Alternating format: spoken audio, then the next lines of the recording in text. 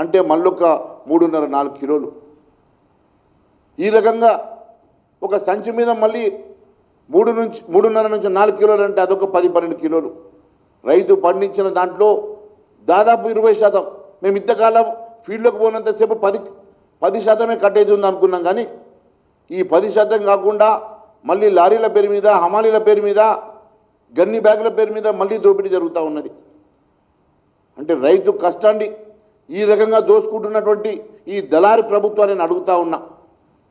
ఎక్కడ పైసా చాలతలేదు, రైతుల కష్టాన్ని కూడా వీళ్ళు ఈ రకంగా దోచుకోవడం అనేది ఇంతకన్నా అన్యాయం ఇంకొకటి లేదని తెలియజేస్తా ఉన్నాను. రాష్ట్ర వ్యాప్తంగా ఒకటే మాఫియా లాగా ఉన్నది.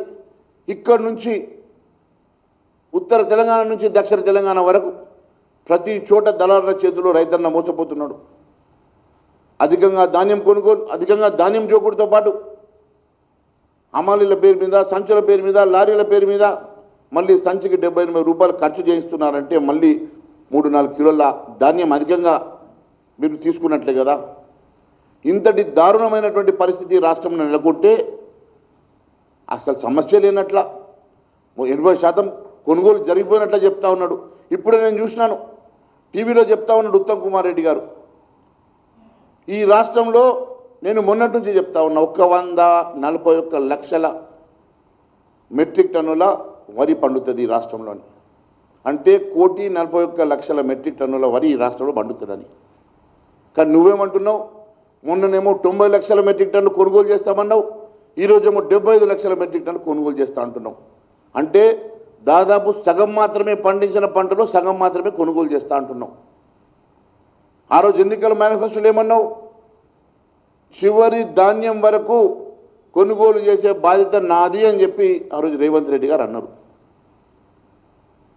అప్పటి ముఖ్యమంత్రిని నీకు చేత కాకుంటే దిగిపో, నేను కొనుగోలు చేస్తా, ఈ ధాన్యం అంతా ఎక్స్పోర్ట్ చేస్తా అంటివి. మరి ఏమైంది రేవంత్ రెడ్డి గారు? ఈరోజు ముఖ్యమంత్రిగా 2.5 సంవత్సరాలు అయింది. ఎందుకు కొనుగోలు చేసి ఎందుకు ఎక్స్పోర్ట్ చేస్తారేమని అడుగుతున్నా. ఈరోజు 141 లక్షల మెట్రిక్ టన్నుల ధాన్యం ఎందుకు కొంటలేవు? ఎందుకు ఇప్పుడు మీ మంత్రి ఉత్తమ్ కుమార్ రెడ్డి మేము 75 లక్షల మెట్రిక్ టన్నులు మాత్రమే కొంటా అంటున్నావు? కేంద్ర ప్రభుత్వం ఎప్పటిలాగానే 56 లక్షల మెట్రిక్ టన్ను కొనుగోలు చేస్తున్నావు నువ్వే చెప్తున్నావు. మరి కేంద్రం ఎప్పటిలాగానే 56 లక్షల మెట్రిక్ టన్ను కొనంగా నువ్వు మిగిలింది నువ్వు కొనుగోలు చేయాలి కదా. నువ్వు మేనిఫెస్టోలో పెట్టినావు కదా, ప్రింట్ చేసినావు కదా, ఓట్లు అడుక్కున్నావు కదా, ఆ ఓట్లతో గెలిచి గద్దెనెక్కినావు కదా.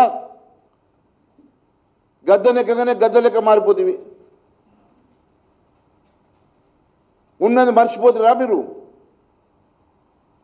ఏ మాట అయితే ఈరోజు ఈ రైతన్నలకు మీరు ఇచ్చిన హామీ ఇచ్చినరో ఆ హామీలు మర్చిపోయి ఈరోజు మాకు సంబంధమే లేదు, మేము ఇంతనే కొంటాం, అట్లెట్లా కొంటారు? హామీ ఇచ్చింది మీరు.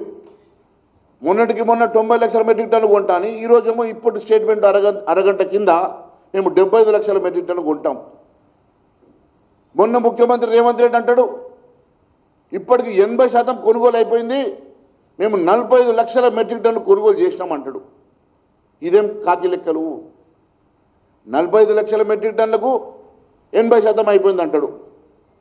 ఈ రోజునేమో 75 లక్షల మెట్రిక్ టన్ను కొంటామంటాడు. మళ్ళా ఇదే మంత్రి గారు మాట్లాడుతూ 1,41 లక్షల మెట్రిక్ టన్ను పండింది అంటాడు. మరి చివరి గింజ వరకు కొనుగోలు ఎట్లా చేస్తావు? మరి మీ ప్రణాళిక ఏంది? మీ ఆలోచన విధానం ఏంది? ఏం చెప్పదలుచుకున్నారు? ఆ రోజు అంటివి నీకు చేత కాకుంటే నువ్వు దిగిపోమని పాత ముఖ్యమంత్రి అంటివి. మరి ఇలా నువ్వేం చేస్తున్నట్లా? మరి నీకు చేతనవుతున్నట్లనా? నువ్వు ధాన్యం కొనుగోలు చేయగలుగుతున్నావా?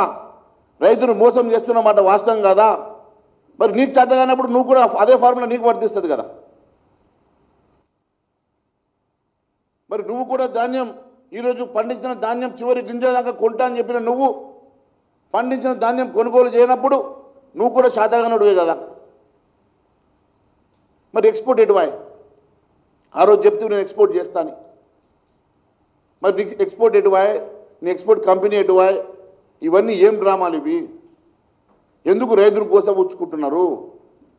రైతులు ఎందుకు బాధ పెడుతున్నారు? మంచికో కాకి లెక్కలు చెప్తారు. ఇప్పుడు నిన్న దాకా సమస్య లేదు.